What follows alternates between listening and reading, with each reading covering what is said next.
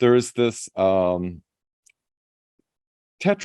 fractal geometry, which is like the building blocks of the entire universe. Worlds are created on it.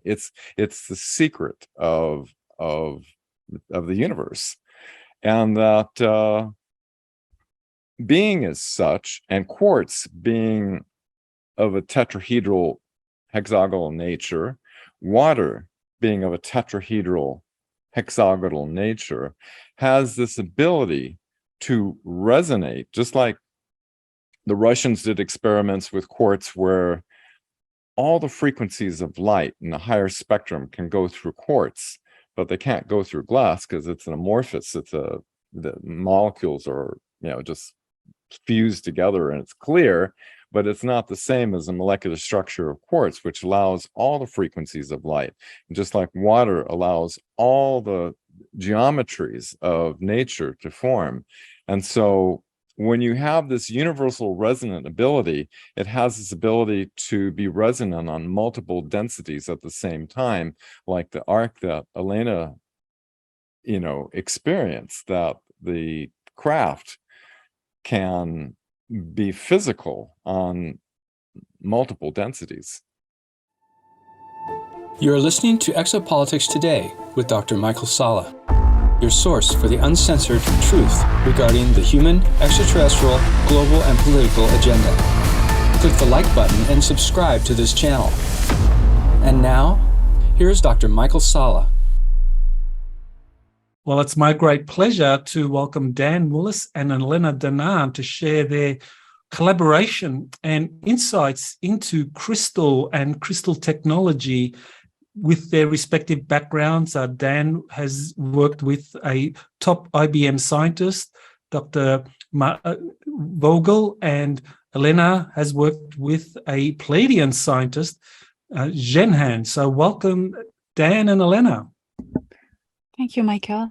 It's a pleasure, Michael. Well, Dan, let's begin with you, because you began working in the early 1980s with this IBM senior scientist, Dr. Marcel Vogel, who has over 140 patents, and that includes things like liquid crystal systems such as TV computers. So how did you get involved with the work of Dr. Vogel on crystals? Well, it started back in 1977. I was with a person who was trained at going back with hypnosis and doing a regression on me, and it didn't turn out that way. I had millions of volts going through my hands and my feet. It felt as though my energy level was what's it's commonly called a Kundalini opening experience. I have a little graphic I can share real quick. Let's see. Oh, yeah, it's disabled. Okay. Anyway, the graphic is an ET being with a rather large head, and he's projecting in space a sphere. And as I'm observing the sphere, a geometry starts to form into it. Now, keep in mind, I had no idea about sacred geometry or platonic solids or how platonic solids nest into each other. This is all totally new to me. And so what the being was conveying was that through love, we transcend from one geometry density to the next, and that when you're at a higher density, you can become aware of the lower densities, but the lower densities cannot become aware of the higher densities, and that we're all connected together in a matrix. As I observed the sphere, one geometry went into the next, another geometry into that one, and it went into infinity, and then it turned back into a sphere. And it left a burning desire in me to try to understand everything I could about this, what was being conveyed, something about the knowledge of the matrix.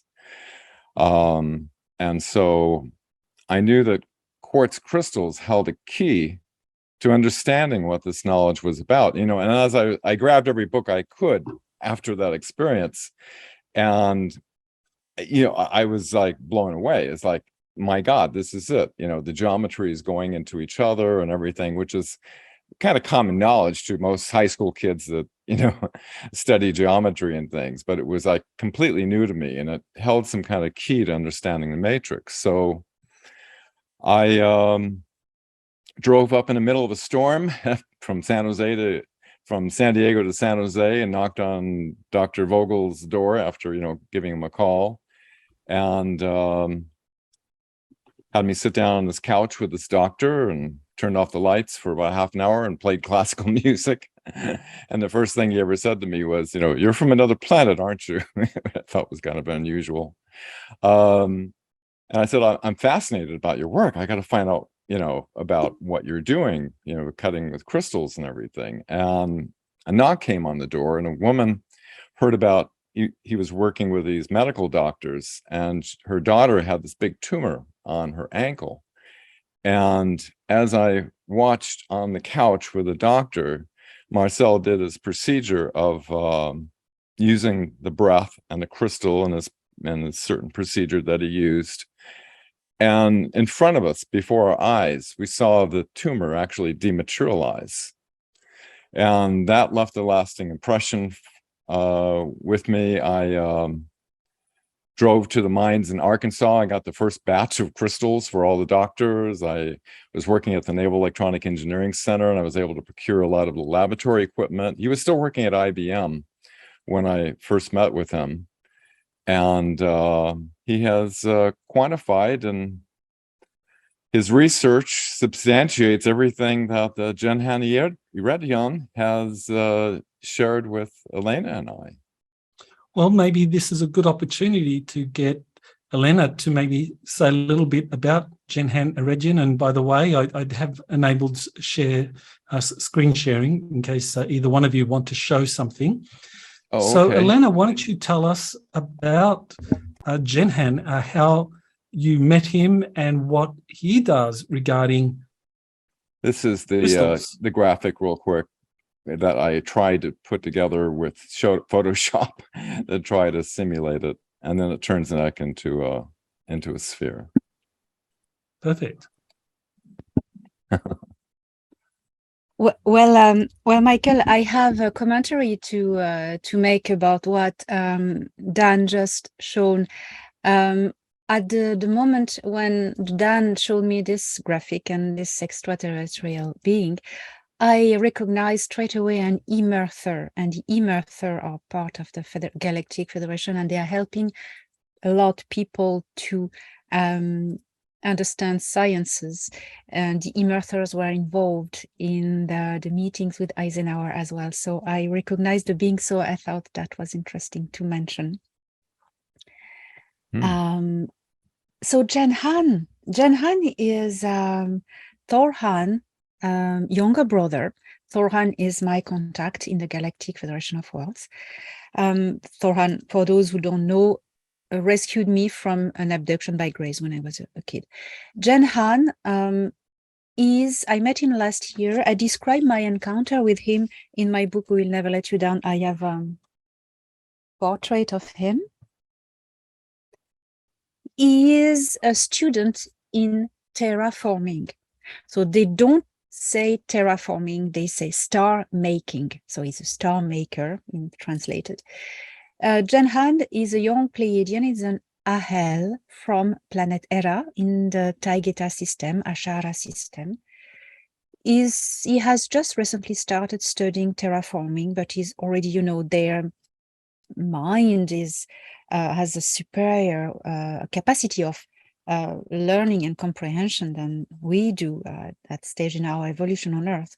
He's studying terraforming, and sometimes he goes into field work in the Pleiades, which is a fantastic ground for terraforming because it's a young star cluster. There's all the elements within this cluster to play around and study how stars are born. So that's how I met Thor Han, and that's who he is.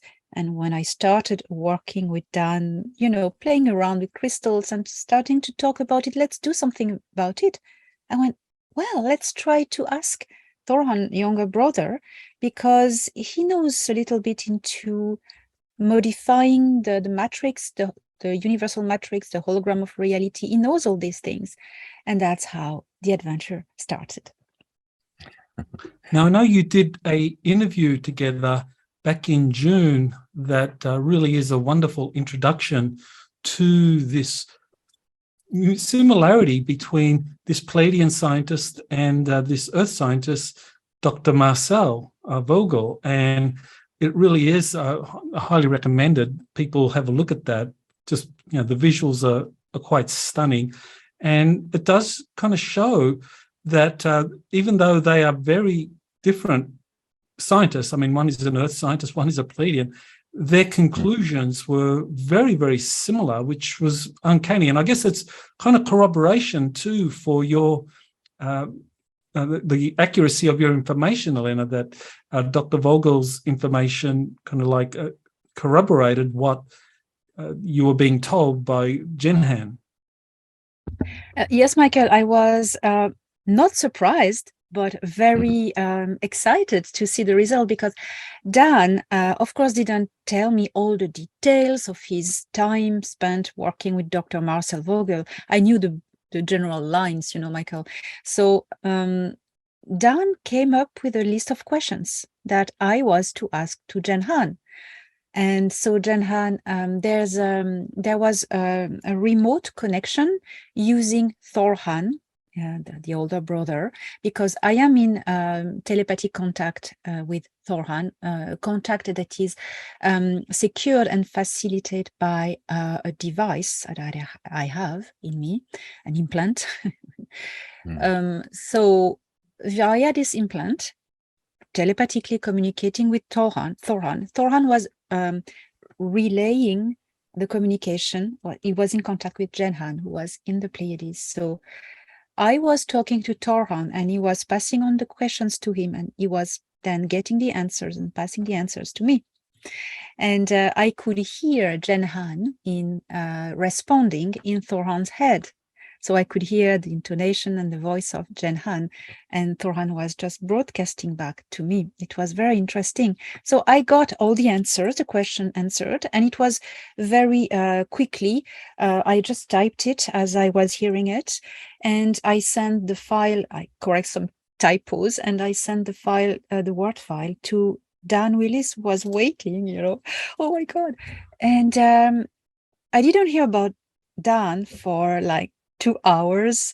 And then Dan sent me an email and he said, oh my goodness, this is unbelievable. This is matching not only what Marcel Vogel found, but it goes a step further. So that was, Dan, you can maybe better talk about it than me. Totally. It expanded upon the laboratory research work that the thing is, you had a scientist of this caliber that he was kind of going against the grain of the normal academia, like you did, Michael.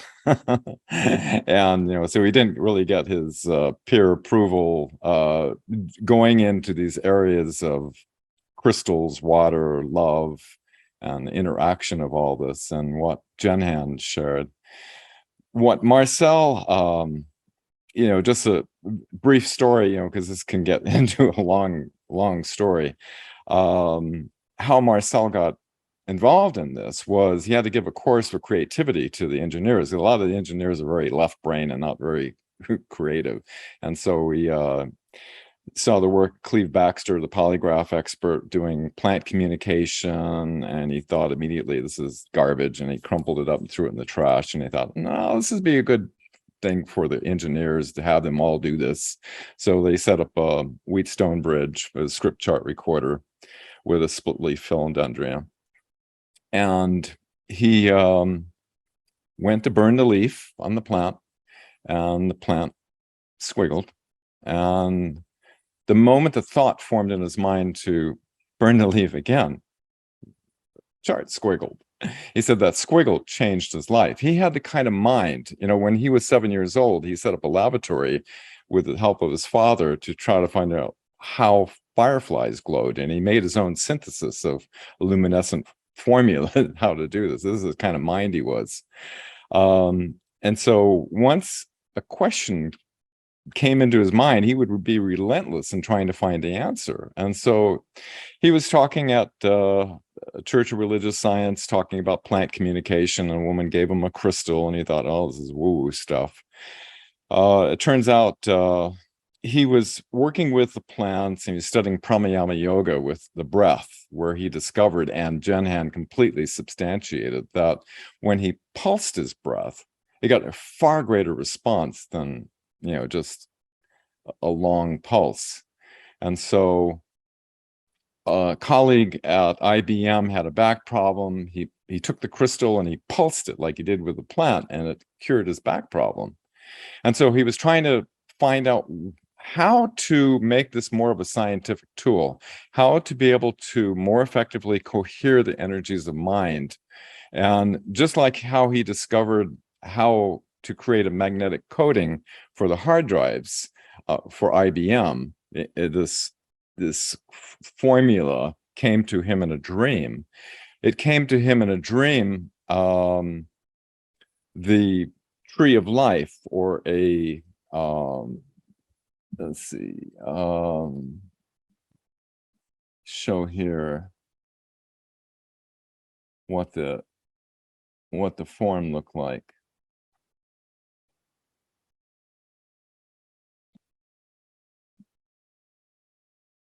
Oh, here we go. Okay, let's share a screen real quick, show a graphic.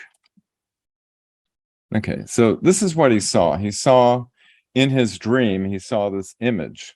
And so he cut the crystal in a dipyramidal form. And he started out with a 4-sided crystal. This one he cut as a gift to me for helping him with the lab equipment and getting the crystals. Then he went on to like 6-sided crystals, 8-sided, 16, and so forth.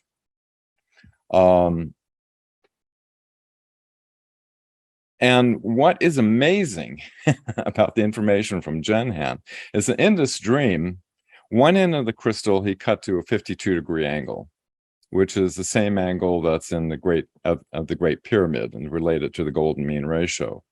The other angle was near a 60-degree angle. And now we find out that the Pleiadians use this exact angle. Only at 52 is the rough angle. It's actually 51.843 degrees.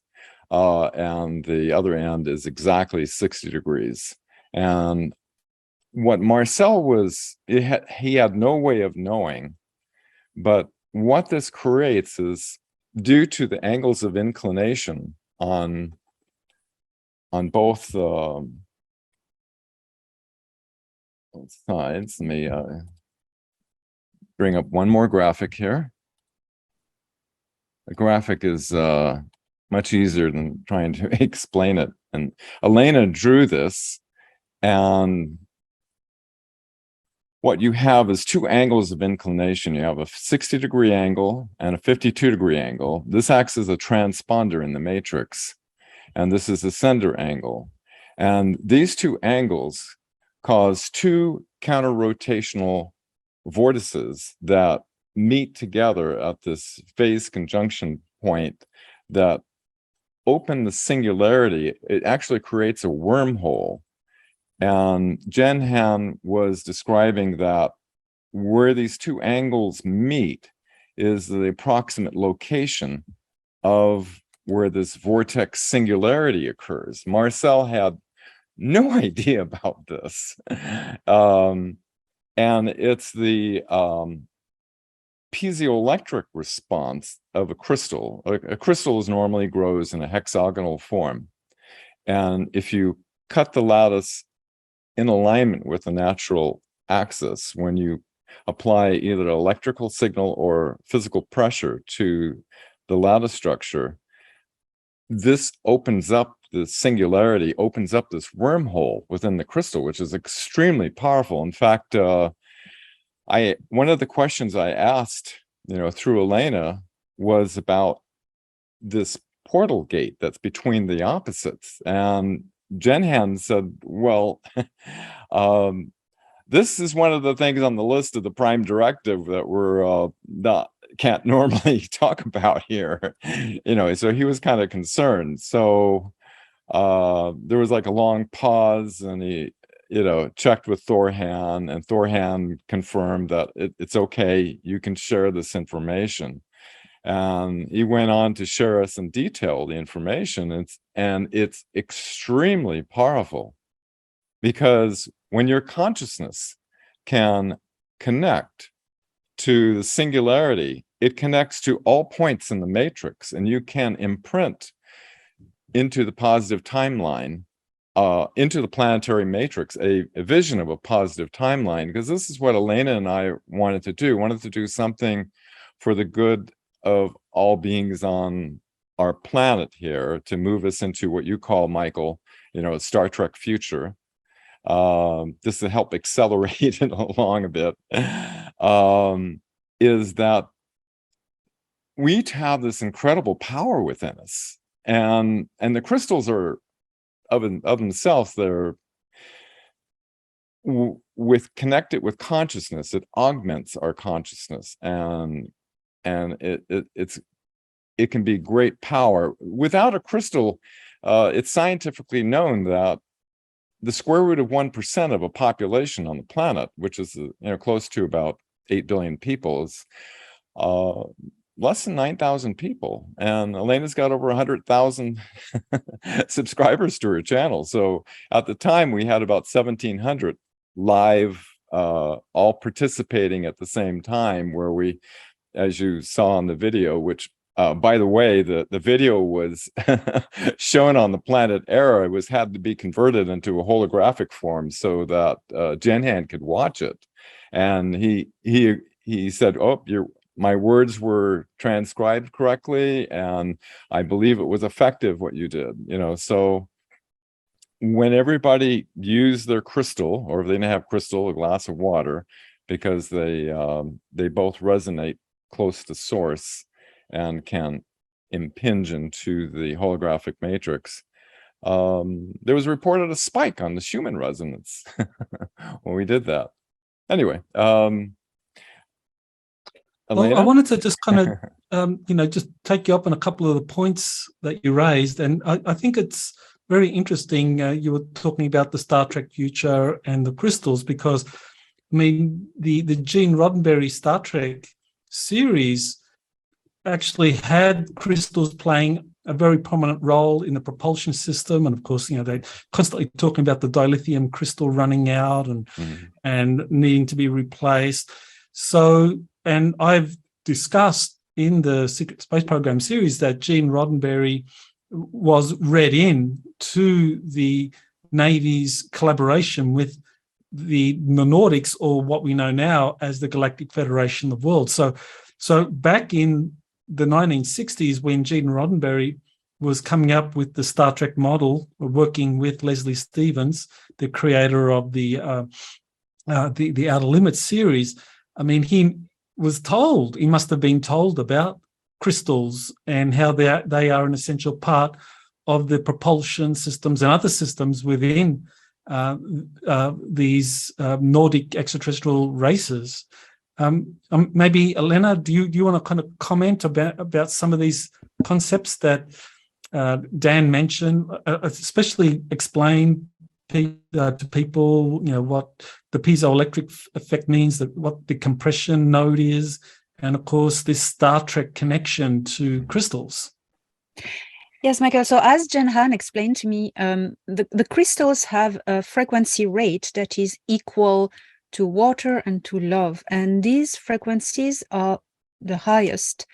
And a crystal, in fact, is a bridge. And when he said that, I tilted, the Intergalactic Confederation, UNA, told me that crystals, they're inside of their ships, and it works for the arcs, Michael. It's filled with crystals, and the crystals are bridges between densities, especially quartz. Others, but quartz is the most attuned to bridge between density. But crystals bridge even through other things. For instance, it can bridge the thought that we manifest into the holographic structure of the universe, reality. So as he explained to me, and that comes into his terraforming activities, the universe is a geometrical holographic structure, and it's like a grid at the scale of the universe, and between all the elements of creation, there's a void where there is an interaction, and the distance will create the formula that will determine what the atoms together form as life, or whatever, rock, planet, life form.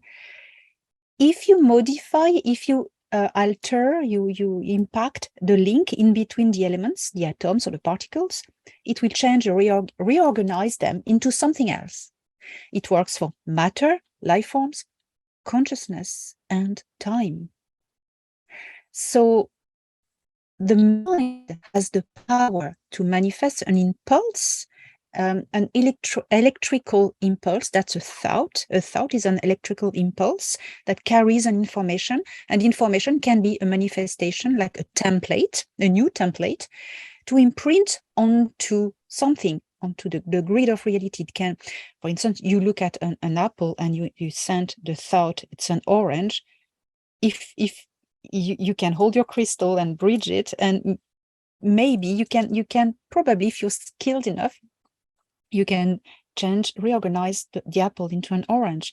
That was called magic in the ancient times, but it's science. Then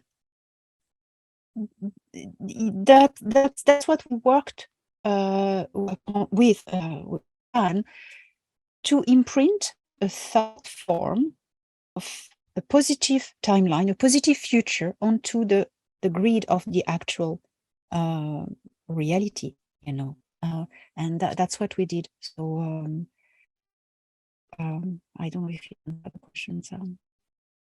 Okay, so the crystals can be influenced by our thoughts, by the feelings of love, and of course pressure. I mean, we know the piezoelectric effect that's been scientifically measured, that you put pressure on a crystal and it will generate energy.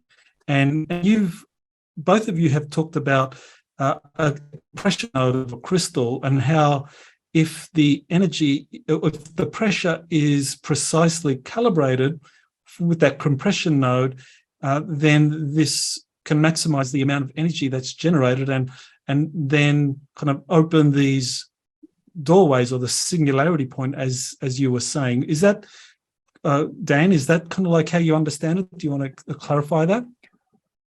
Well, it's interesting that the higher density beings are more connected with love.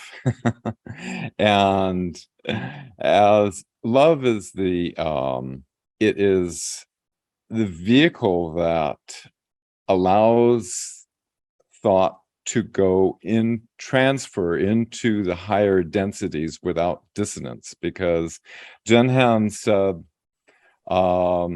dissonance cannot resonate with an ordered state of geometrical resonance, because the matrix that we're in is all based on tetrahedral fractal geometry, and that which is closest to source, the purest, Jen had said, the purest material in the universe is quartz, and it's based on the same fractal geometry that water is. So they both act as dimensional density bridges, and love is of that same. So love, quartz, water, they're all of the same fractal formula, so they all resonate with each other.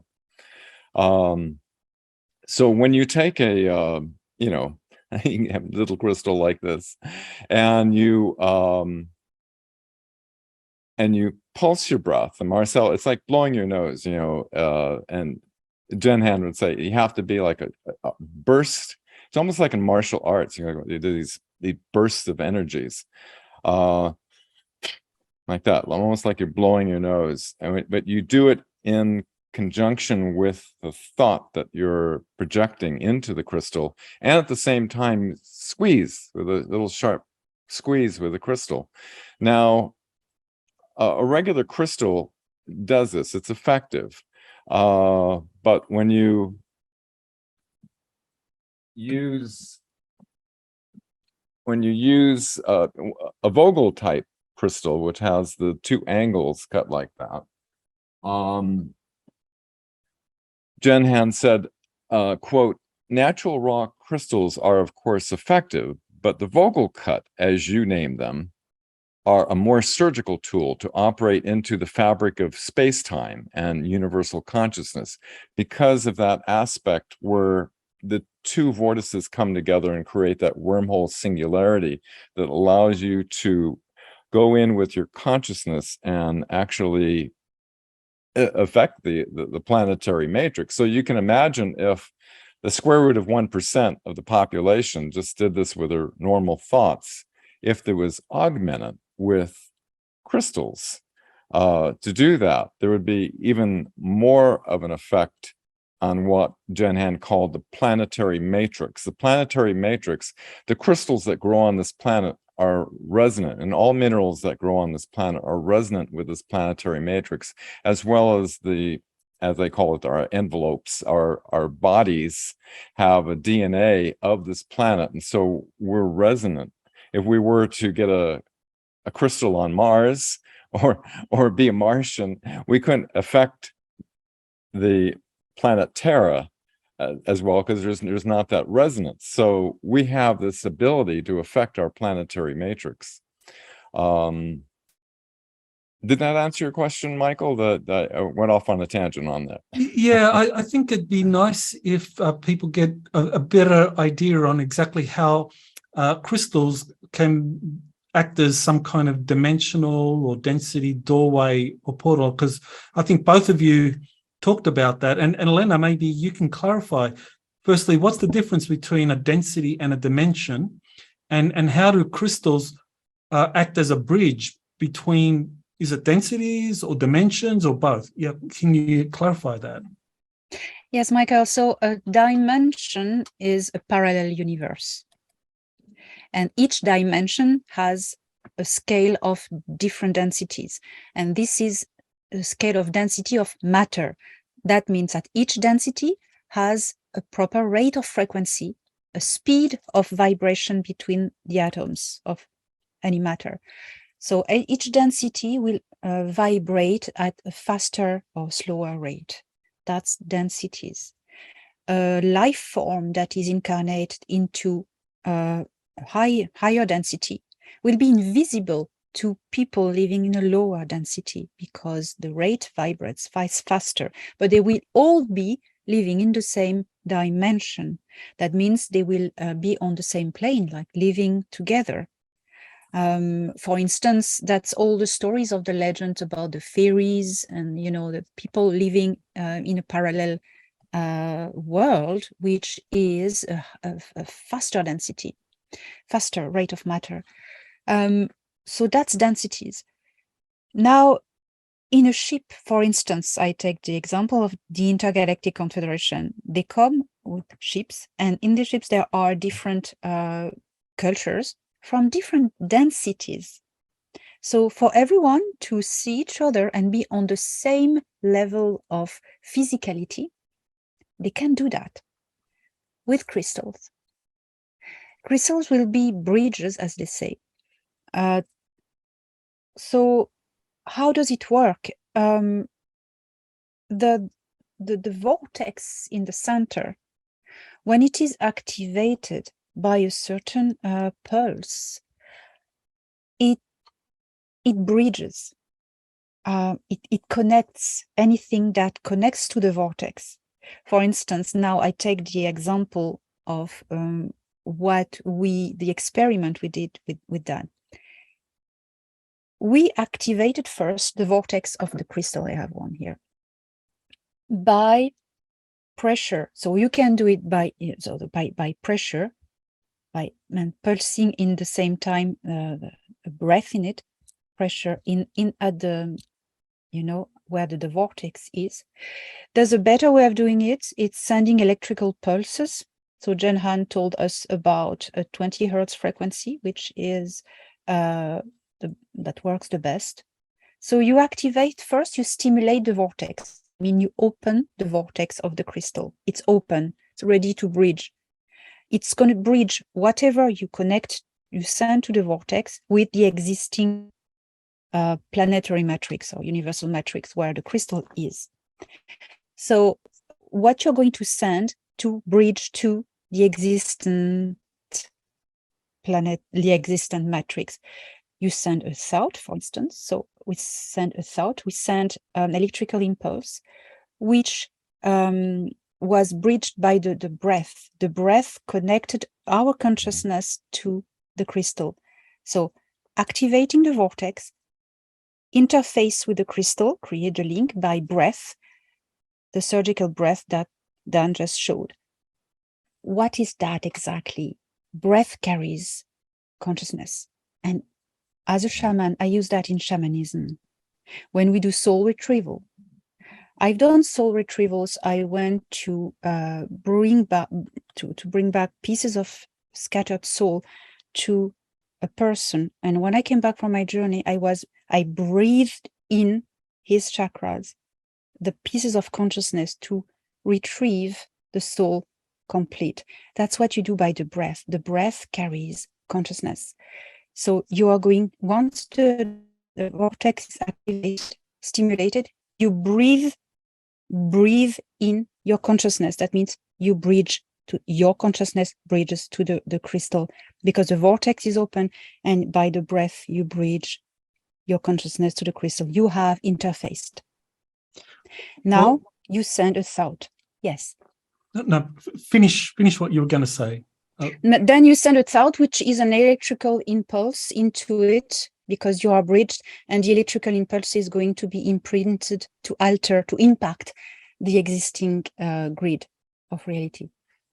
Well, that's amazing. Thank you for that explanation, because it reminds me of what I remember Ralph Ring talking about when Otis Carr developed the first civilian spacecraft. It was flight tested in 1960, and he described Ralph Ring, he described being part of a team. He said that there were three people that tested this flying saucer craft that Otis Carr had built based on Nikola Tesla's information. And Ralph Ring said that in the center of this craft was a crystal, a very large multifaceted crystal. And he said that they had to interface their consciousness. So there were three. It was Ralph Ring,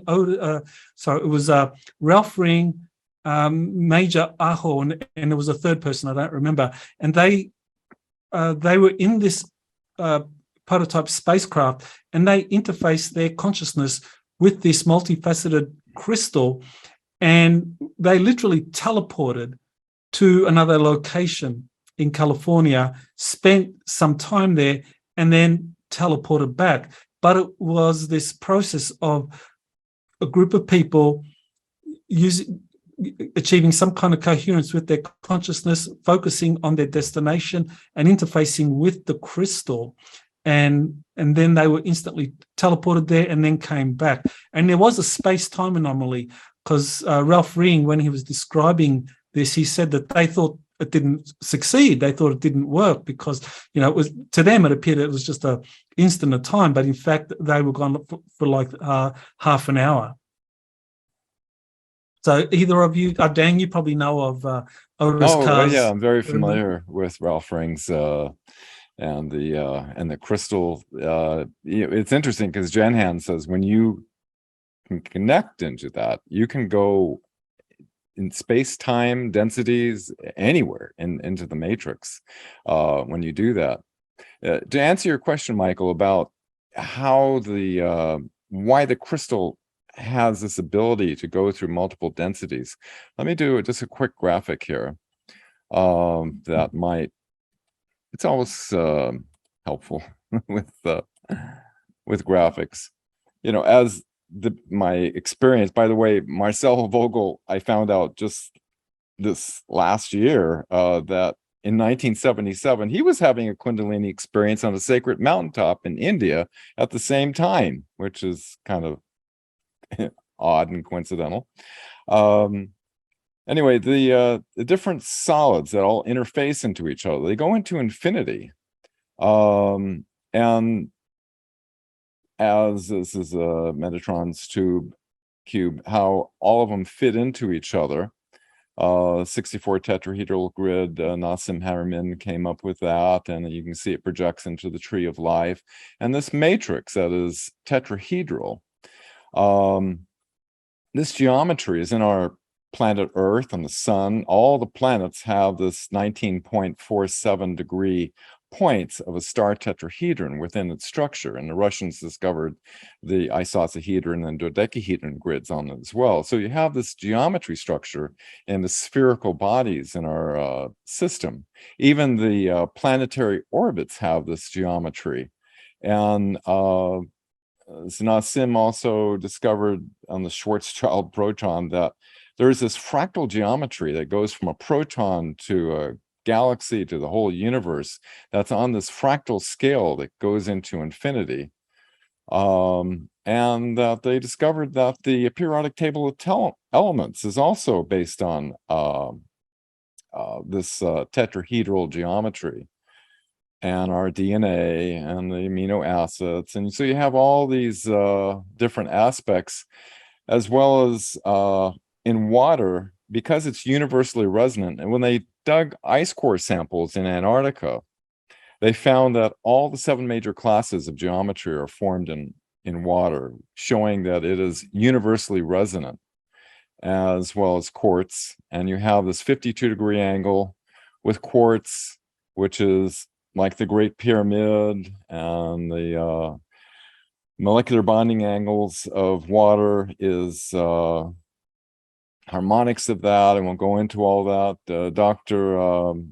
Professor Victor Schauberger, rather, when he developed this hyperbolic curve, which represents the curvature of space-time. Interesting, when you take the 51.84 degree angle and you cut a slice of it, it gives you a golden mean ratio egg, which shows the relationship of the golden mean ratio to this 52-degree angle.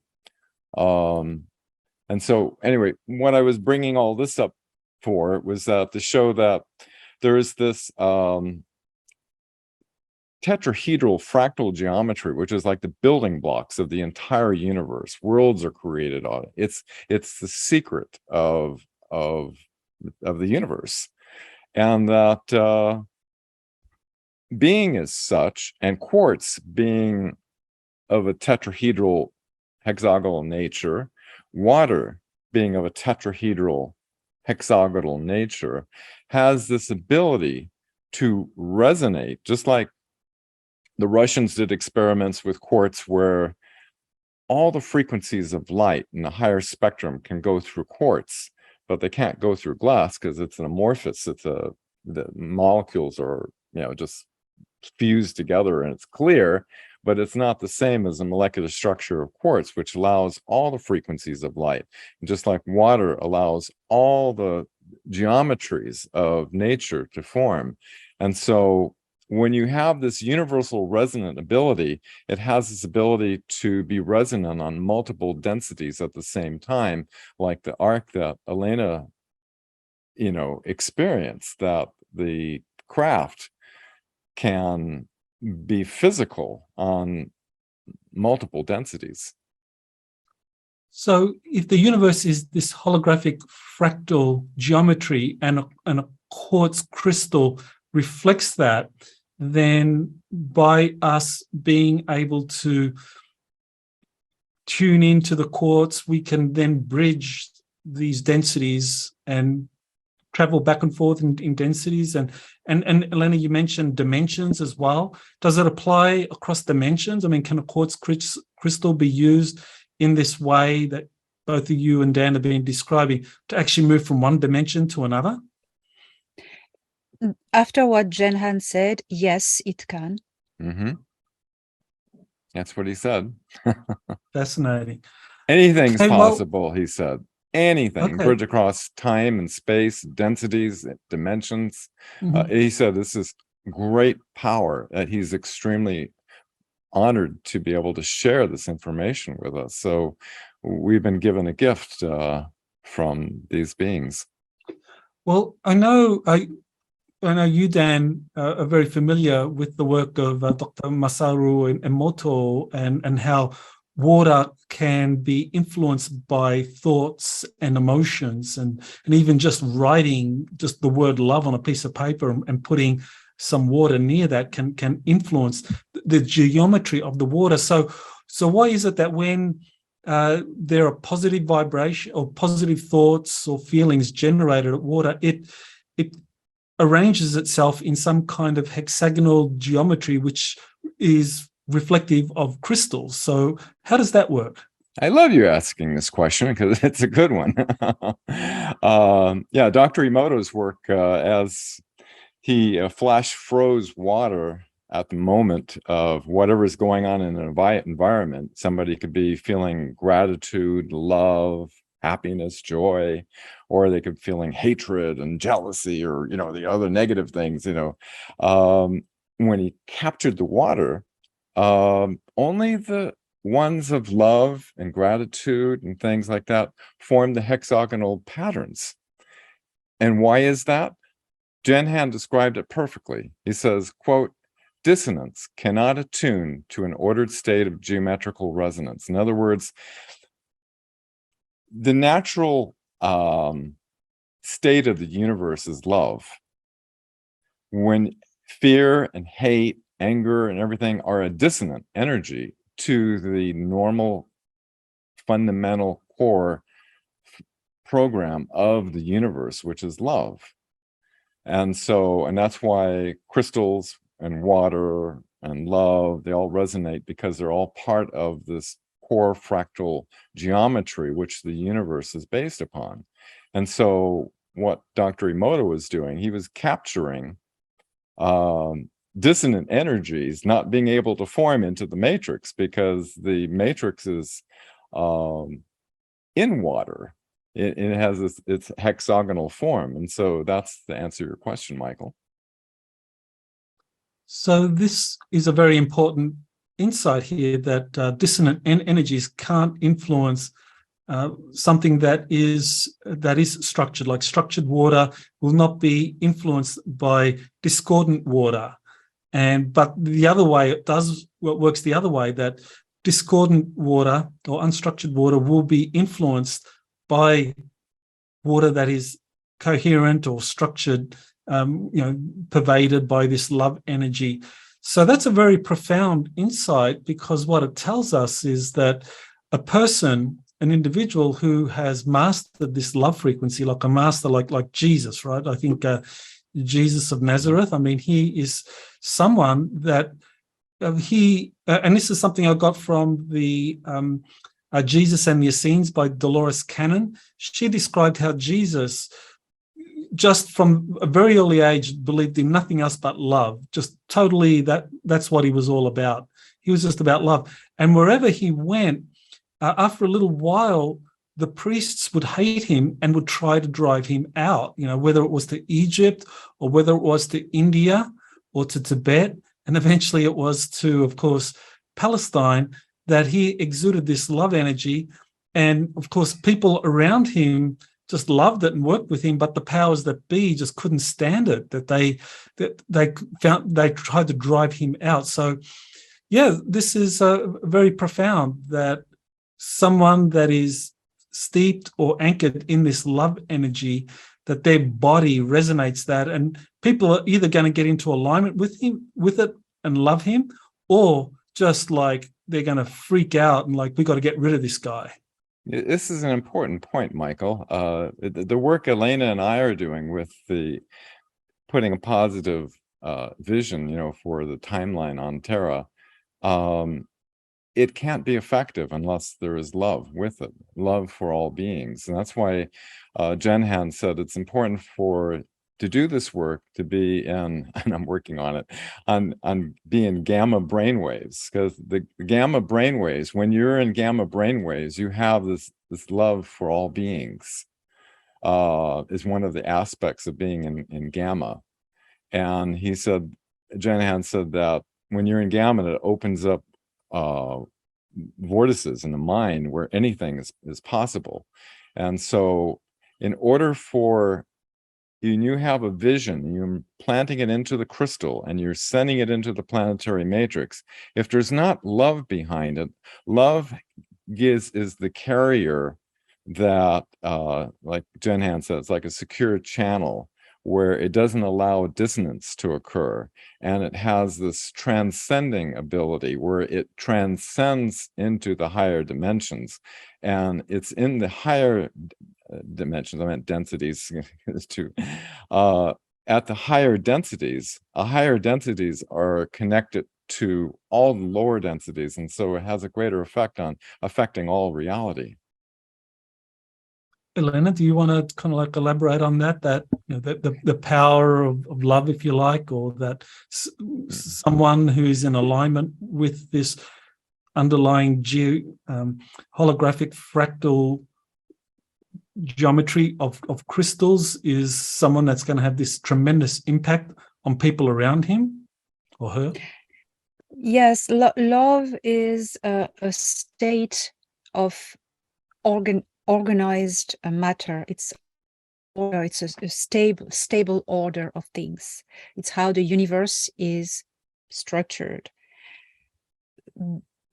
The entities and the people, not to name them, who are trying to stop humanity of Earth to access the full potential of their psychic abilities, is creating dissonance by discord, dissent among people, divisions, for us not to vibrate in this higher rate of frequency that is love. Because when we vibrate into love, what does it mean, vibrating into love? It's finding, stopping the fears to reach out to us, finding the happy place within. For meditation, that's very easy. With practice, it's really everyone can do it. Find your happy place, your place of peace, and then love the whole world, love everyone, spread this love, and you become to vibrate into this frequency. And then when you are like this, you have the psychic power to influence reality. If you're really doing that well, you can even do telekinesis or things like that, because then the portal of all capabilities is open within us. We are activated. We are who we are. So that's something that's interesting. Also, when I am teleported onto Thor Han's ship, I always need to be in a state of peace and calm. If I am angry or upset, it will work, but it will be difficult for me. I'll be sick. So that's something I want to mention as well. Well, Dan, I have a question for you based on Marcel Vogel's examination of Dr. Ray Brown's crystal, that there was this Atlantean crystal that was retrieved from the Bermuda Triangle, and that he examined it. So what did he find with this Atlantean crystal? Oh, yeah. Well done.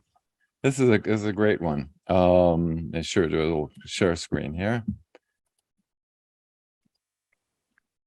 Dr. Ray Brown, he was treasure hunting, actually, and there was a big storm and the sands pulled away and there was a pyramid revealed down the Bermuda Triangle, and he swam into this pyramid and there was this room that had 7 chairs, and one was taller than the other, almost like he was the leader of the group.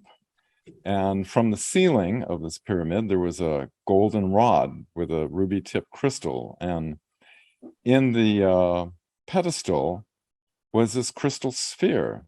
I actually took this photo of it.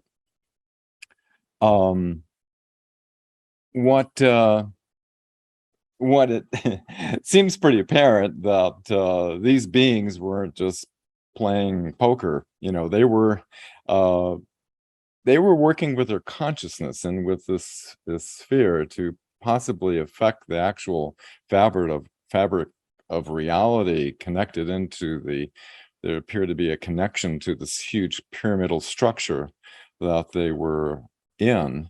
It's one of a couple of things that were interesting that I recommend everybody going to Elena Danaan's YouTube channel and look back at our March show. We went into a little history of the ancient use of quartz crystals in different situations. Another fascinating situation was Marcel worked with the Michael Hedges crystal skull. And well, that's enough. Before we go there, okay. Before we go there, I just wanted to kind of like cover this idea that with this Atlantean crystal, you had a group of people forming a circle around it and focusing their intent, and that interfacing with that crystal, they would achieve their intent. Now, we would assume exactly that, what is yes. that? You want to elaborate, and Elena too, because that to me is like, well, you know, this is where the boundaries between science and magic kind of like get blurred. So you want to elaborate on that, both of you? Well, it's a lost science of understanding of the geometry of the matrix, and these beings in Atlantis or whatever it was, they apparently understood the mechanisms of these sciences and how it interfaces with consciousness. And it appears, you know, we can only speculate that these chairs in a circle were beings that were using their mind that was interfaced. And what Dr. Ray Brown noticed was it was like blackened. It was like intense energy or something happened. And this crystal sphere, about the size of a tennis ball, had an interesting structure that was inside the sphere that looked like a little pyramidal structure, was like a grid work. Anyway, there's a whole story behind that. So Elena, again, that image of this Atlantean crystal with the chairs around it and people using it by focusing their consciousness. Anything you want to share about that? Yes, Michael. Well, the chairs, it's a very important, crucial element. I have many reasons to believe that there were several pyramids in Atlantis using different crystal technologies. This one with chairs wasn't a generator of energy as others were, but it was something to travel or remote view by projection of consciousness using this crystal. Why do I believe it was that? Because the chairs, I found these chairs into two things. Reading the books of Radu Sinamara, he mentions these kind of chairs where you can bridge your consciousness to somewhere else. That was interesting. It was matching my experience, my personal experience, using pilot chairs in spaceships. I've been using trying these chairs a few times, where in fact there are different commands in it. These chairs are the pilots. You need to interface with the chair. You interface your consciousness with the chair, and then once you're interfaced, your mind will drive the ship. How does it work? you connect physically. I can only explain the spaceship once because that's the only one I've experienced. You place your skin on two pads, hexagonal pads at the front of the chair. The ones in the ships, Pleiadian ship I've experienced, it's a green crystal, kind of hexagonal pads, and that interface your DNA. It reads your DNA, it interfaces it. If it's a good match, if it's a match, it interfaces with the artificial intelligence of the ship. So you need to have the right DNA, matching DNA to do that. Once you interface, your consciousness is going to interface with the consciousness of the ship. And then your thought drive you wherever you want to go, not only in space, but you can teleport to other place, translocate. I suppose you can travel in time, but I haven't experienced it. So that reminds me the chairs that Dan just described from the pyramid in Atlantis that were found. Why not? Why wouldn't it be projecting the consciousness of the people sat in the chairs to a place somewhere, or maybe do some grid work? I don't know. That's my commentary. Well, thank you. Well, Dan, maybe you can kind of walk us through now the crystal skulls, because I thought that was truly fascinating what you and Elena had discussed about the crystal skulls being a way of transferring consciousness from one body to another. I mean, that's amazing stuff. So yeah, tell us about them. Speaking of transferring consciousness, you're thinking about form resonance. Form has resonance. The skull has resonance with our skulls. Michael Hedges' skull was found in British Honduras. A young girl found it on an altar in an ancient temple. And Marcel was able to work with this skull, and it had incredible, the skull would cloud up and even make singing noises. It was very unusual. He went into the skull and asked, what is the purpose and function of this? And this is what he saw.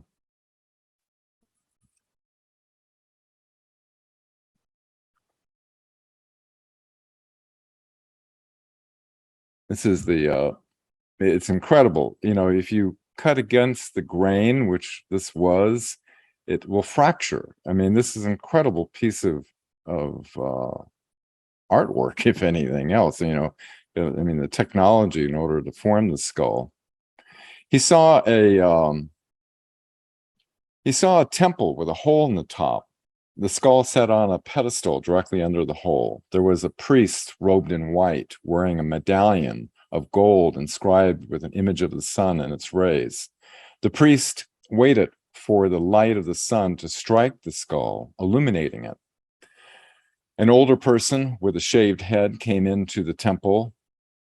The priest put his left hand, you have to think of left hand as receiving and right hand as transmitting, right? Left hand on the skull of the elderly man and his right hand on the skull. He then drew in his breath and pulsed his breath, like that. The information of the mind of the older man was now transferred into the skull. He left, and in his place, a young girl, also dressed in white. The priest reversed his hands, placing his left hand on the skull, in other words, receiving from the skull, and his right hand on the head of the young girl, drew in his breath, pulsed his breath, and that knowledge that was contained in the skull was now transferred into the young person, is what he saw. And that was what Marcel got. And it makes sense, because when you think about quartz being universally resonant, and that, as Jenhan said, quartz has way more capabilities. And he talks about being used in the med beds, that their ability to store is, not only, Sanford Research Institute did a experiment with it. They were able to put the image of the Mona Lisa in a crystal, very, very primitive and crude, but you can imagine that, with these med beds and things, they can even, temporally store patterns of a very complex holographic matrix, because quartz it's like a perfect medium that all things within the matrix can resonate with, and it can store into. So, Elena, do you know anything about crystal skulls? I always tried to work out what crystal skulls' specific function was, because I mean they're not geometrical; they just represent a skull or shaped to look like a skull. So, is there real purpose somehow to enable this? One of their purposes is to enable this kind of transfer of consciousness from one human to another. I know that there is no archaeological evidence that explains what they were for. So archaeology cannot give an answer to that. Now, regarding the information Dan and myself received from Thor Han, knowing that everything is geometrical equation, that consciousness can interface only with a matching geometrical shape. For instance, a human body. A human body, it's a certain ratio. A human consciousness cannot incarnate in a dog because it won't match the geometrical pattern, the resonance. It incarnates into a human body, a human consciousness. So coming from that, why are the crystal sculpted skulls, why are they not just crystals, just a quartz? No, they are sculpted very with a lot of effort, I suppose, or not, we don't know, into a human skull. Maybe I can suggest that it is to embed a human consciousness in it.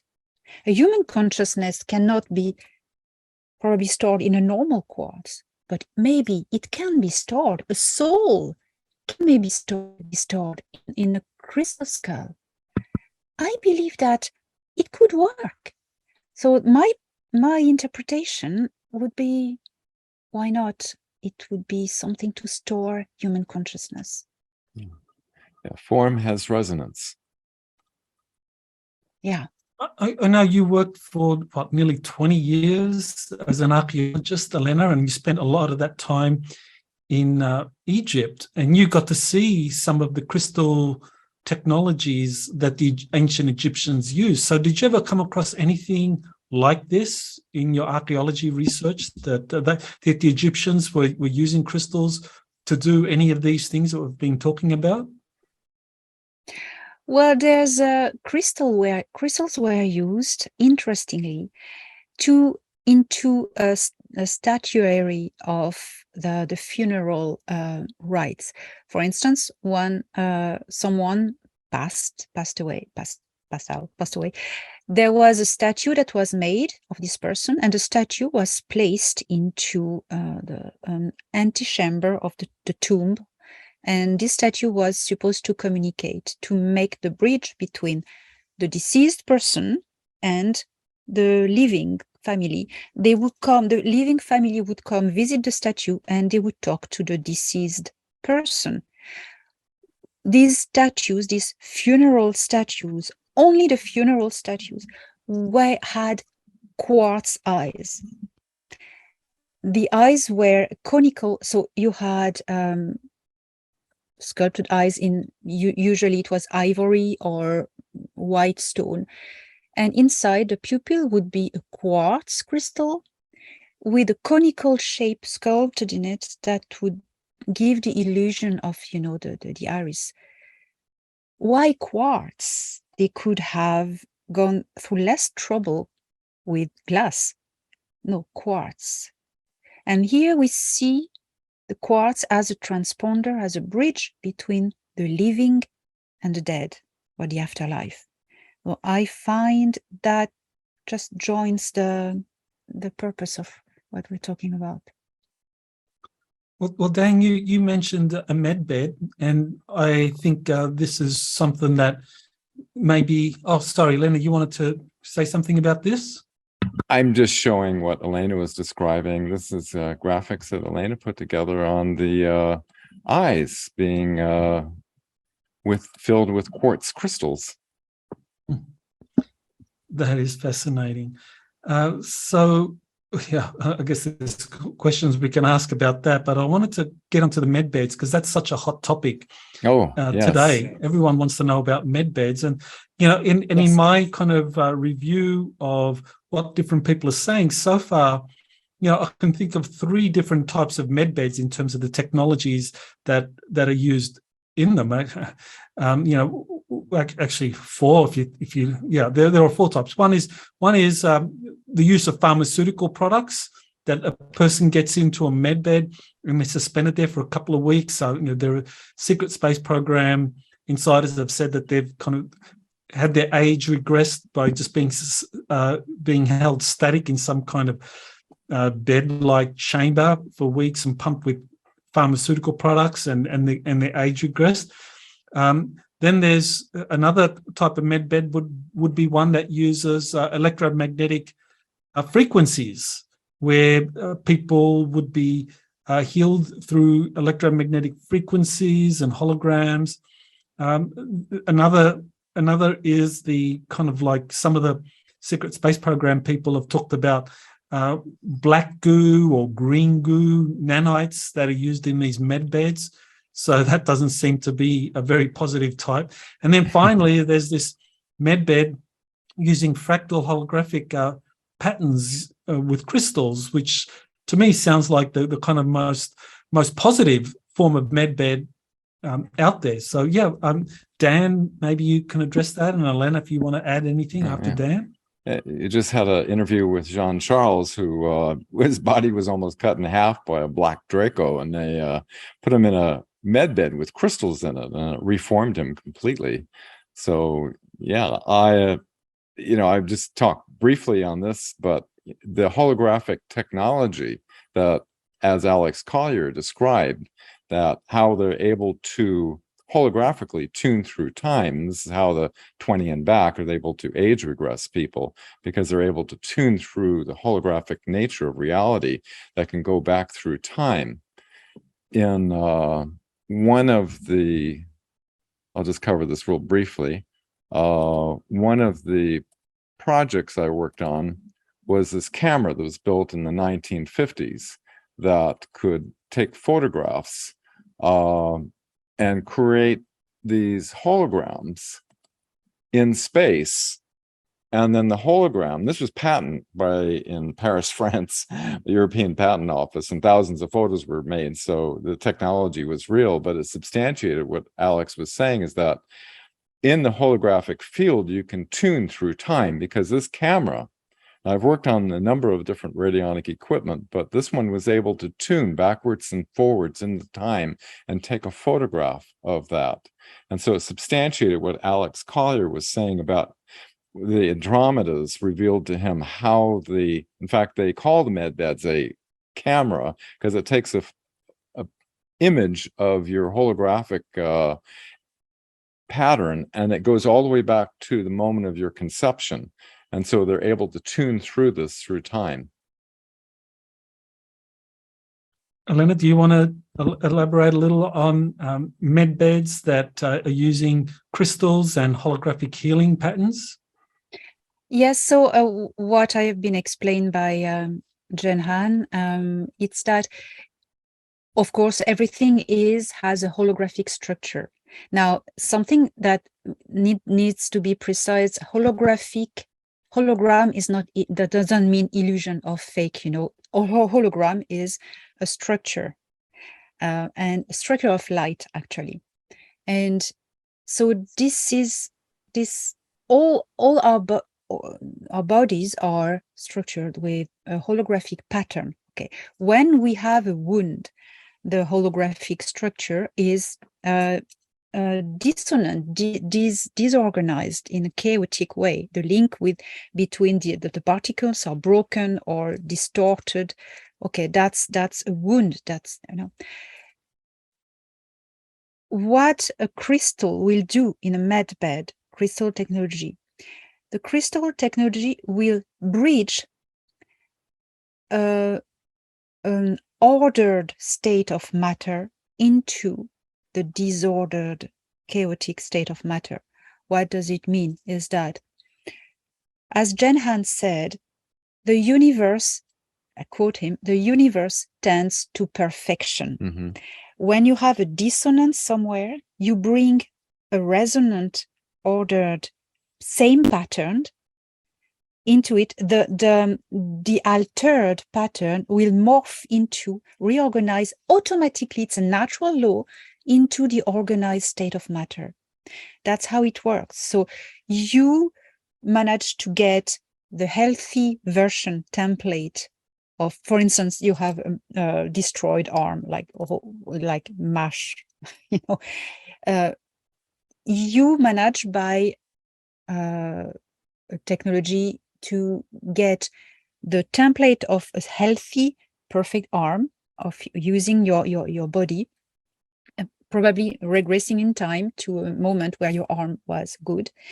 And so this organized pattern of your arm will be stored into the crystal, and the crystal will be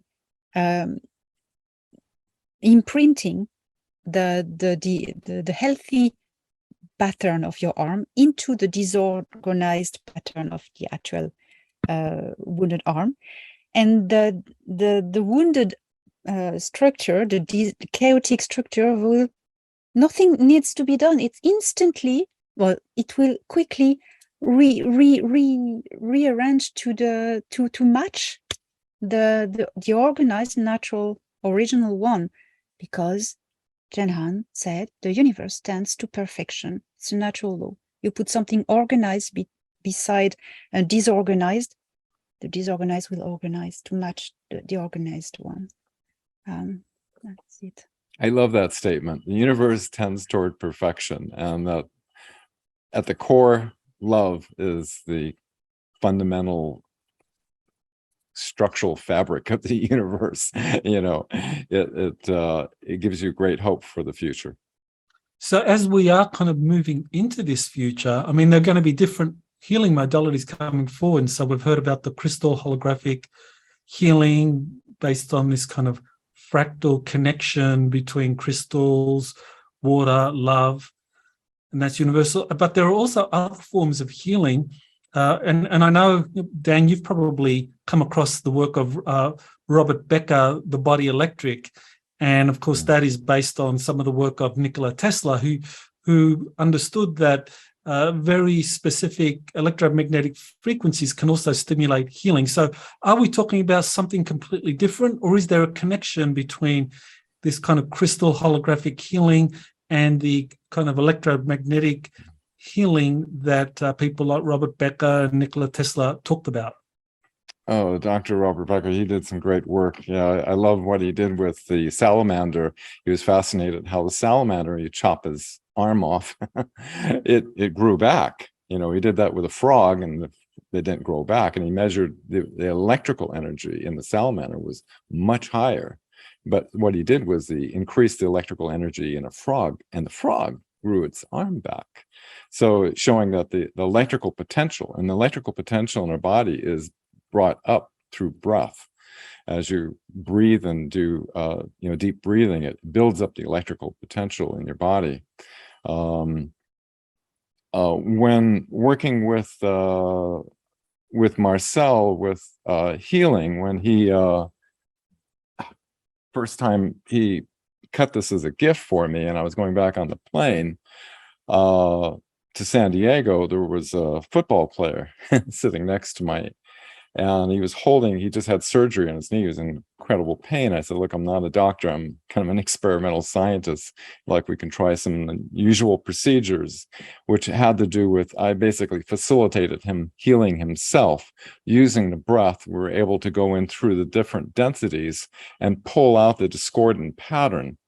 And when we got off the plane, he pointed at me and to his parents. He's like, "Guy, he fixed my leg." That was my first experience of using the crystal, which similarly he trained about 24 medical doctors with the same principle, in that our body has multiple densities to it, and that energetic patterns can be pulled out with a crystal and breath, because the breath, as Elena was describing, is connected to a multi-dimensional transfer of information. When we inhale and exhale, it's more than just, giving oxygen, the hemoglobin in our blood. It's it's a transfer of information every time we inhale and exhale. And we pulse our breath, there's like a spike that can pierce through the holographic reality when we use our intention like that. We're all very powerful, but they've kept this knowledge from the people of Earth, because if everybody became aware of how much power they have within us, we'd be able to clean house really quick. Yeah, well, I think this is a very interesting kind of issue to explore, is how kind of crystal healing technologies and electromagnetic healing technologies, how they kind of like align themselves, because I know there is something, a science called dosimetry, where you can identify a specific electro or frequency of different organs. And of course, that can be used for both healing people or as a weapon. And Nick Begich wrote a book, I think he called it Mind Control, and he talked about how the US Army and the military had identified specific frequencies of the human body. And rather than, of course, releasing this in technology that would help heal people, they were keeping it secret. They were classifying it and weaponizing it. So, that's using electromagnetic frequencies. So, is holographic crystal healing something that is really exclusively healing only, or is it something that maybe the powers that be are wanting to weaponize it? Anything can be used for, like with radionics, you can use it to heal, or you could, like in voodoo, you get somebody's hair and, you start putting pins into it. But, there's more complex than that. The real power is in love, because like Jen Han said, dissonance cannot resonate with the matrix that we're in. It loses it, because it doesn't have the integrity, because love is like a complex holographic formula that is the fundamental basis of the whole reality. So if you're not in alignment with that, you don't have the power to affect reality in the same way. So, Elena and I are doing some amazing work with the information that Jen Han has shared with us, that we're kind of between, because everybody doesn't have a specially cut crystal and signal generators and special electrodes. We're both doing an experiment, you could say, in opening up the wormhole within the crystal in order to imprint into the holographic matrix. I can share that with you briefly. We have all the equipment set up. We've got it all ready to activate, but I've been waiting for Elena to get the last components. And so we're both going to do it at the same time. But this has been a long communication dialogue where Jen Han has given very specific instructions, and I can share with you here.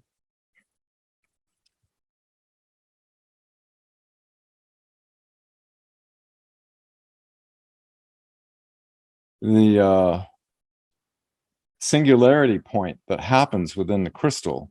It's like a Merkaba. It's like you have these two rotations, one's going clockwise, the other one going clockwise, and it forms this wormhole within the crystal. And it's activated through the piezoelectric stimulation of it. It's similar, it's all throughout the universe, this star tetrahedral structure. And so this is where we apply pressure. If you're just using a Vogel crystal, this is where you squeeze and apply pressure if you don't have the technology. But we're applying electronic pulses to this area, which is the phase conjunction node. It talks about magnetic erasers, Schumann resonance. Okay. Elena and I have these specially cut crystals to Genhan's specification, where this is not a normal Vogel crystal. This is cut exactly in alignment with the lattice structure of the crystal, along with the 52-degree transponder angle and the 60-degree sender angle of a 6-sided crystal. The highest conductivity metal, Genhan said, the crystal reacts with close to pure conductivity metals. They ring the lattice, and so we're using silver, which is, as you can see, is the highest conductivity. This is my setup. Elena has a different setup, very cleverly, with a candle holder. It's hexagonal.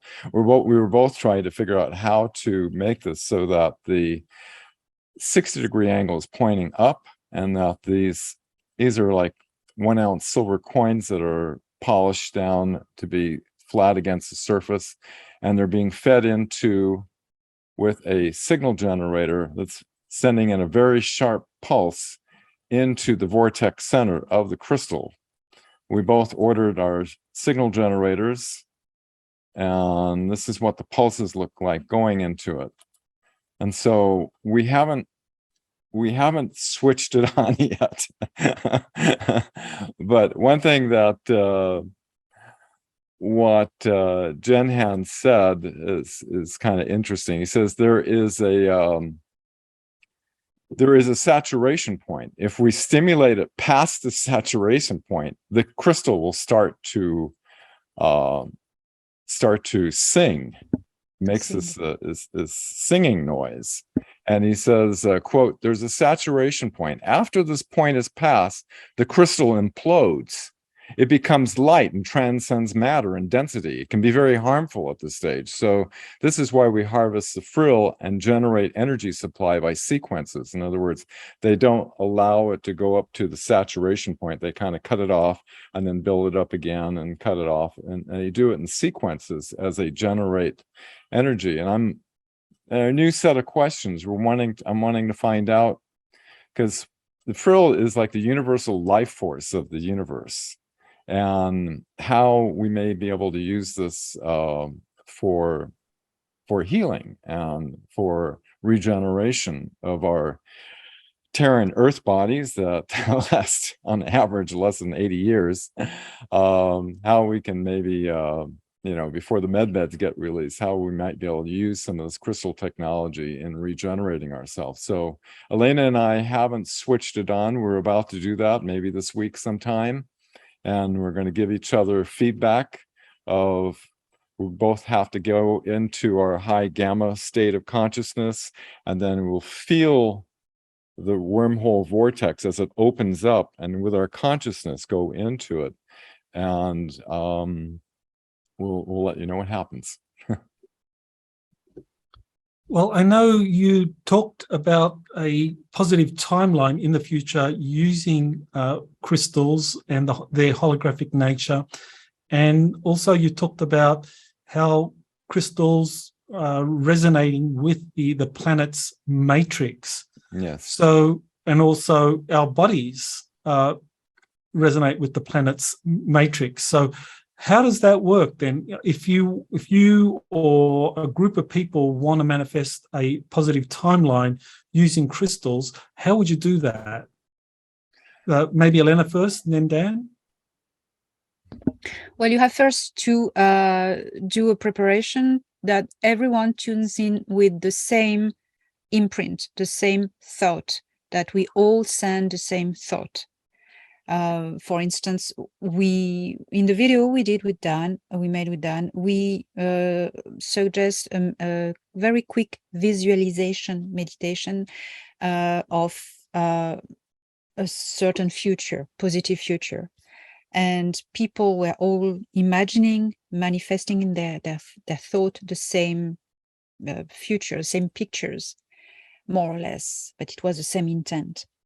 And then that's a preparation necessary. And then everyone tuned in the same time, doing individual connection with their own crystal. And everyone's crystal, if the interface is well done, will interface their thoughts, personal thought, with the planetary matrix to which the crystal is linked. So that's how it works. Dan? Yeah, Jenhan described that the planetary matrix, all beings are interconnected with it.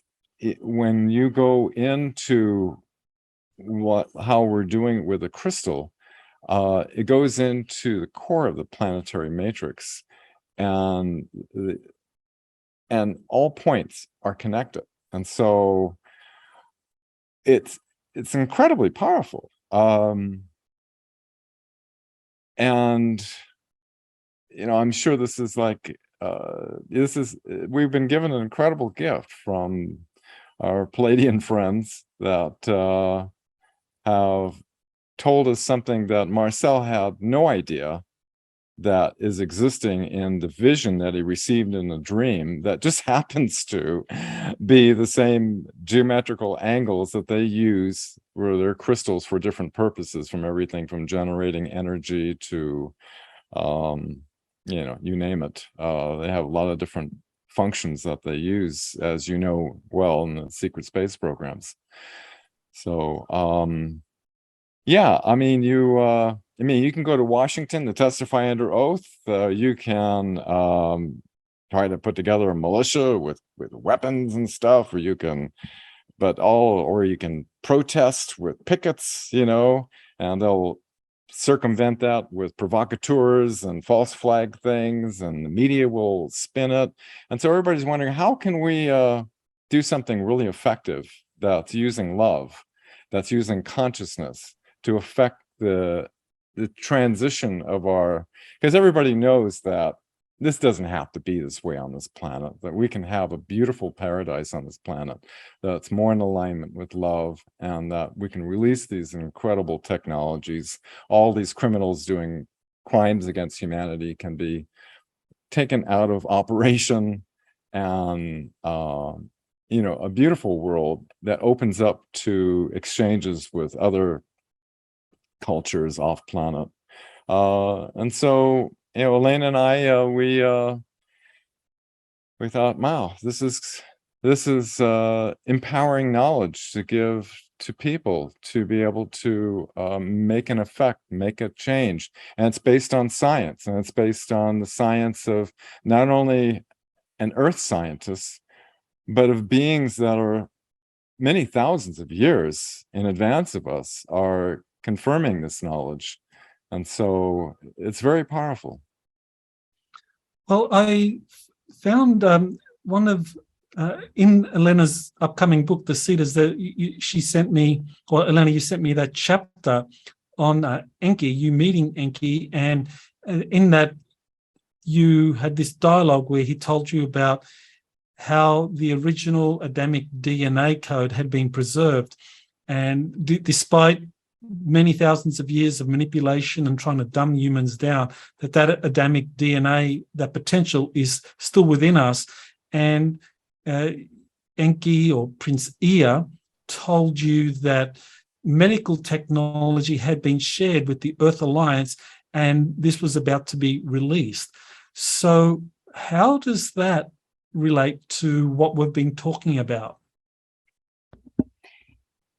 DNA is a frequency, emits a certain frequency. Okay, when so certain DNA pattern is going to emit a certain frequency. When you alter this pattern, this DNA, this genome by genetic manipulation, alteration, as we have been victim throughout the ages by nefarious organizations and beings, the frequency of the DNA is going to change. It will be the same genome, but altered. So how you will have lost the ancient original frequency. It's not resonating anymore. It's a different frequency that's lost in time. So that's what Enki, or Prince Ea, as he likes to be called, is bringing back the original frequency key when the original pattern of the Adamic, as we can call it, DNA was unaltered. So the Intergalactic Confederation could have done that, because I've asked, why are you? Because the Intergalactic Confederation, the Cedars, they have the DNA templates of everything. And he said, because that's a universal law. He said, my people did it. So it needs to be my people who repairs it. You know, because, well, that's a whole story. Enlil faction who altered and wanted to enslave humanity, you know, that's another story. So it's the same people who needs to finish the circle. That's universal. You repair what you have altered. That's something Jane Han said about repairing. It said that about the med beds. When you bring the original unaltered pure pattern into the altered pattern, and you know what we explain about the med bed, it's called repairing. And repairing, I visualize this in two words: repairing, pairing back. You know, that was very interesting. So I know that DNA and human blood is, I mean, that is carried in the blood, and I mean carried by the whole body. But you know, we've been talking about crystals, the connection with water, the ability of water to like transmit love and organize itself in this kind of holographic fractal reflection of the universe. So does that mean that this kind of like DNA alteration, that when we come in alignment with this kind of original pattern, that this is something that's going to be more in alignment with these kinds of crystal healing technologies, or not? Yes, I mean, when this frequency key of the original unaltered DNA, Adamic DNA, is, because it is implemented, put into the medbeds technology now, as we speak, when you lie down in one of these medbeds, you receive the crystals that are contained in the medbed in this technology are going to transpond into, you know, this original template onto you, and the universe tends towards perfection, quotes Jane Han. You know, that's going to work like this. Yeah, the medbed you were in, Elena, had water in it, which is interesting, which is universally resonant when you were in France. Yes. Yes, I had the opportunity to try a medbed 20 years ago. 20 years ago, it was an experimental medbed. The private clinic has disappeared. Anyway, it's the whole story. But I was laid down on a transparent table in this ovoid machine, and underneath there was water. I was laying on water, and there were small, tiny cannons, or you know, they were shooting frequencies, sound frequencies, at my body in precise places where I needed to be healed. And there was a tumor that was disintegrated. It wasn't there after that. Just not even an hour. Well, you know, just to kind of like finish up, you know, one of the things, if you look around us, if you look around at the moment, you know, our world is totally divided and discordant, and there's a lot of chaos. But yet in the midst of all of this, I mean, there's a lot of these profound breakthroughs and healing modalities that are emerging. And of course, that to me, this kind of brings us back to that point we discussed earlier with Masaru Emoto, where you have like structured water and unstructured water, that structured water can influence the entire, like one drop of structured water can influence an entire lake of unstructured or discordant water. So is this what's we are going to be witnessing now, that even though now, in a way, you look around the planet and one can lose hope, you can get lost in kind of pessimism about how bad it is.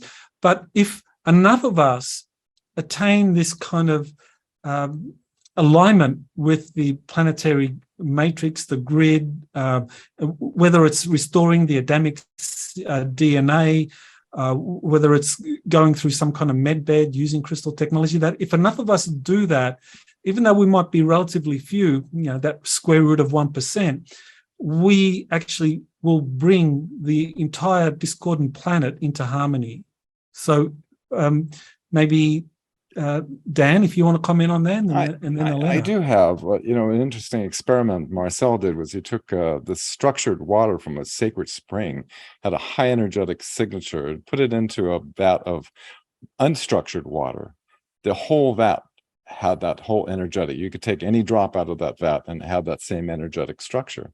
But you couldn't take an unstructured and put it into a vat of structured water and it wouldn't affect the whole vat. And so human consciousness is kind of like we're in this ocean that love has the greatest power because it's in alignment with the structure of the universe. And so the forces of darkness, they can't tap into that power. And all the challenges that the human race is going through right now is like the growing pains as we move into this Star Trek future, as you say, Michael. And it looks, it's important to be not feed the dark by, dwelling on it. But, as you know, what you don't know can hurt you, as, some people who trust what they see, medical advice on the television, it hurts them, so it's important to be aware, but not to dwell on the dark elements and to, feed the positive timeline reality in your conscious thought, because all of us are creative. We're all fractal of this creative source that we're all from. Elena, do you want to comment about that? How as humans come into harmony, individuals come into harmony, we can influence the greater reality of discordance and bring that into alignment? Yes, Michael. Well, as Dan was explaining about Marcel Vogel's experiment with water, and Jen Han said dissonance cannot affect resonance at a larger scale. It can maybe try to make a little ripples, but the ripples never settle. The ripples diffuse all the time. The water goes back to the same state of calm. Well, the power of thought, that's what the baddies don't want us to focus on. The power of thought can change reality. It's true. When you take you can do a simple experiment yourself without technology. You take a crystal in your hands, whatever, it's not a Vogel, it's fine, can be even a raw crystal. It's quartz, it needs to be quartz, because the lattice of quartz is the same, as water and love and etc. It's in harmony with the lattice of the universe. You may be sick, or you feel in a certain, as you feel any day, you take a crystal, you meditate, state of stillness, you just press it at the where you feel the vortex can be. If it's not a Vogel, you will feel it by intuition where it is, and you breathe into it to bind your consciousness into it.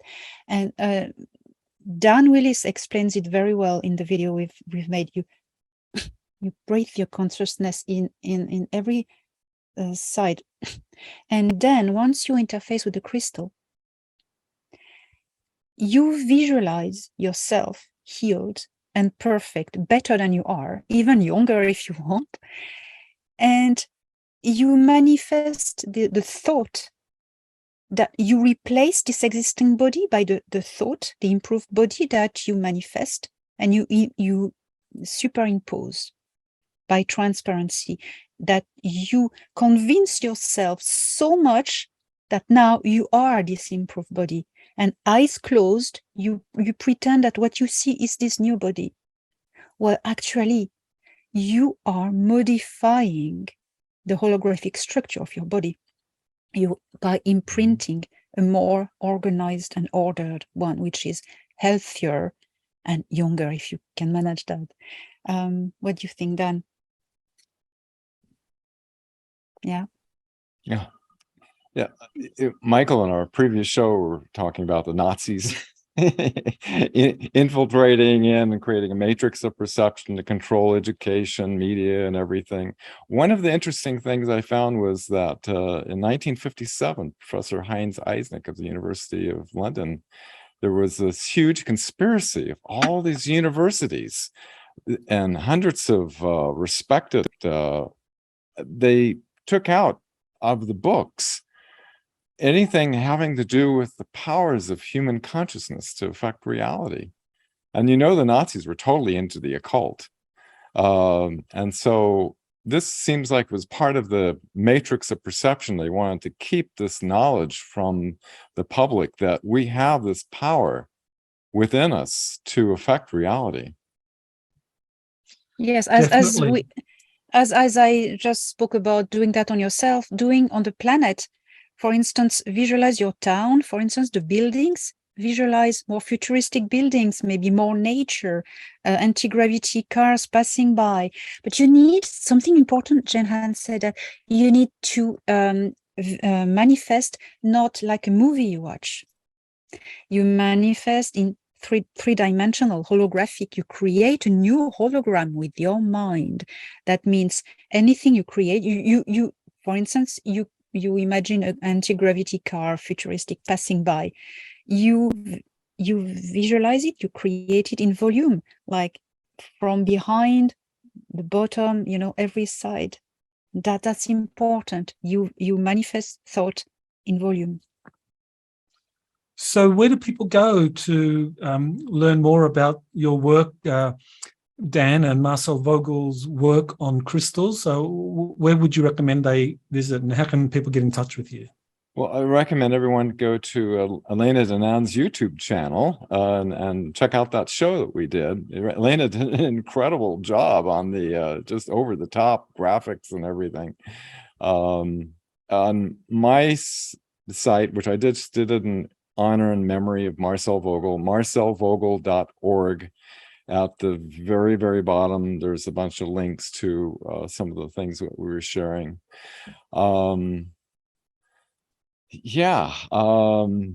Visualize. I like to visualize Nuremberg trials and all these people doing crimes against humanity and all the corrupt medical pharmaceutical corporations taken out and healing centers brought out across the planet, and the media giving truthful information. Just imagine in its complete totality as you can, like Elena was saying, and then imprint that vision of the kind of reality, the kind of world that you want to see into the crystal. And I think we're on our way. Thank you. And Elena, for you, where do people go to learn more about your work? Well, as Dan was saying, my YouTube channel, Elena Danaan, I have many free videos about how to meditate. And I actually did another video about imprinting love into the planetary matrix. A lot of advice there. And I would recommend to go to Dan Willis' website, where is the planetary matrix, where he put the transcripts of all the work we do on crystals and more about Marcel Vogel. So Well, I want to thank you both, Dan and Elena, for being on Exopolitics today and giving us this oversight of the importance of crystals in terms of our planet, how they are used by different extraterrestrial civilizations, and how these are gateways or portals to other densities and even dimensions. Fascinating material, so thank you and aloha. Oh, absolute pleasure, Michael. Thank you. Aloha. You have been listening to Exopolitics today with Dr. Michael Salla. Please remember to like, share, and subscribe to this channel. Join or start a conversation in the comments. Take the time to explore the vast library of best-selling books, webinars, and podcasts by Dr. Salla. Visit exopoliticstoday.com.